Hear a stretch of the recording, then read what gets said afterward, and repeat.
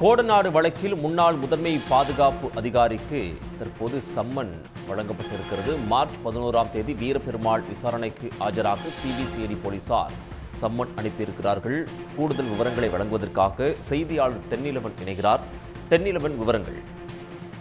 நிச்சயமாக. அதாவது கடந்த 2017 நடந்த கோடநாடு கொலை கொள்ளை வழக்கு தொடர்பாக இந்த தற்போது விசாரணையானது தீவிரப்படுத்தப்பட்டிருக்கிறது. குறிப்பாக 2022 இருந்து சிபிசிஐடி சிறப்பு விசாரணை குழுவானது முருகவேல் தலைமையில இந்த விசாரணை துவங்கியிருக்கிறாங்க.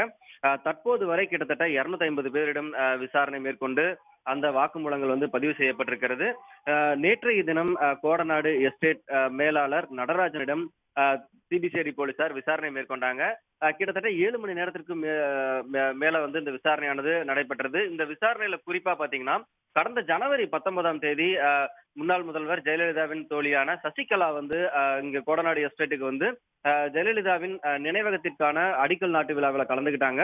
அன்றைய தினம் சசிகலா கொடநாடு எஸ்டேட் பங்களாவை முழுமையாக பார்த்துவிட்டு ஏதேனும் மேலாளர் நடராஜனிடம் கேட்டாரா என்பது குறித்தெல்லாம் பல்வேறு கேள்விகள் எழுப்பப்பட்டது. குறிப்பாக கம்ப்யூட்டர் ஆபரேட்டர் தினேஷ்குமார் தற்கொலை குறித்தும் கேள்விகள் எழுப்பப்பட்டது.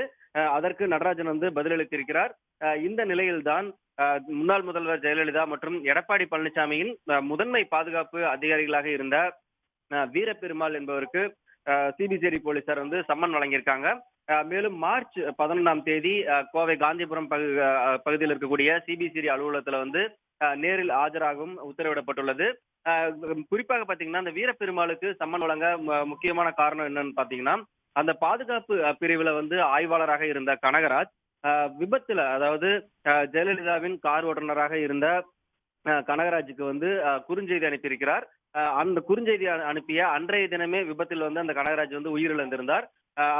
அது குறித்து ஏற்கனவே அந்த கனகராஜிடம், அதாவது ஆய்வாளர் கனகராஜிடம் தனிப்படை போலீசார் விசாரணை மேற்கொண்டிருந்தாங்க. அதே போல சிபிசிஐடி போலீசாரும் விசாரணை மேற்கொண்டிருந்தாங்க.